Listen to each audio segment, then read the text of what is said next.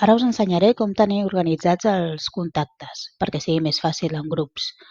El primer que farem serà anar al correu, anirem a contactes,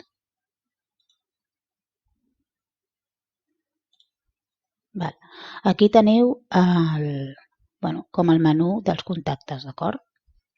Llavors, aquí hi ha l'opció de crear un contacte o crear diversos contactes, d'acord? Anem a mirar aquesta opció. Aquí posaríem el nom, alumne 1, però posaríem nom i cognom i després aquí escriuríem l'adreça electrònica que ens han passat.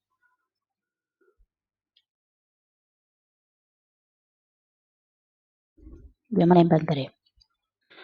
I desem. D'acord? I ja tindríeu el primer contacte creat. Sí? Llavors, com nosaltres hem de crear una classe sencera o petits grups de 15, el que farem serà, en un Word, jo ja m'he preparat les adreces electròniques separades per una coma. D'acord? Així serà molt més fàcil.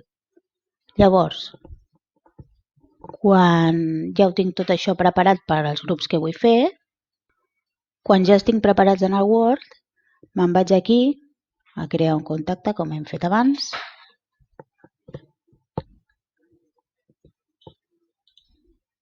I li dono a crear diversos contactes. Espera un moment, primer us explico això de les etiquetes. Aquí les etiquetes és el nom que li donareu a cada grup. Vaig a crear una etiqueta i, per exemple, posaré grup verd, per exemple. Ja la teniu aquí ficada. Llavors, quan jo vaig a crear un contacte, creo diversos contactes i aquí veus no hi ha cap etiqueta. Doncs anem a buscar la del grup verd. Aquí us sortirien totes les que heu creat i ja us surt aquí. Ara el que faria és agafar tots aquests contactes, els copiem, vinc aquí i els enganxo. Veieu? Si us surt de color vermell és que no ho heu fet bé o no estan separats per una coma o hi ha algun problema. Li dono a crear i els tinc tots. Ho veieu? Llavors, quan jo vinc aquí a grup verd, els tinc aquí tots creats. Per què em serveix això? Això em serveix perquè quan nosaltres hem d'anar al Google Calendar a crear el Meet, per exemple, anem a crear un Meet per aquí,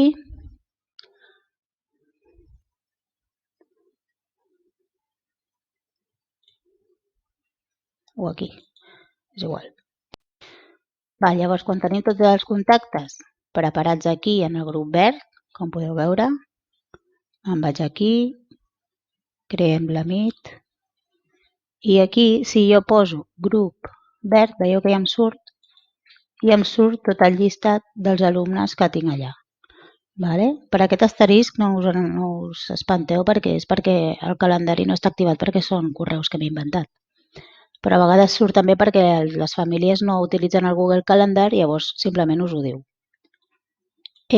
Una altra manera de fer-ho, que si no heu de fer tot això i voleu fer-ho d'una altra manera, doncs directament ho tenim d'aquí, ho copiem i podem enganxar-ho també directament. Li doneu a l'intro i funciona de la mateixa manera, ho veieu? Sempre i quan tingueu les adreces separades per comes, Si no, us posarà de color vermell i no us deixarà desar. D'acord? Un cop ja ho tenim fet, li donem a desar i ja està.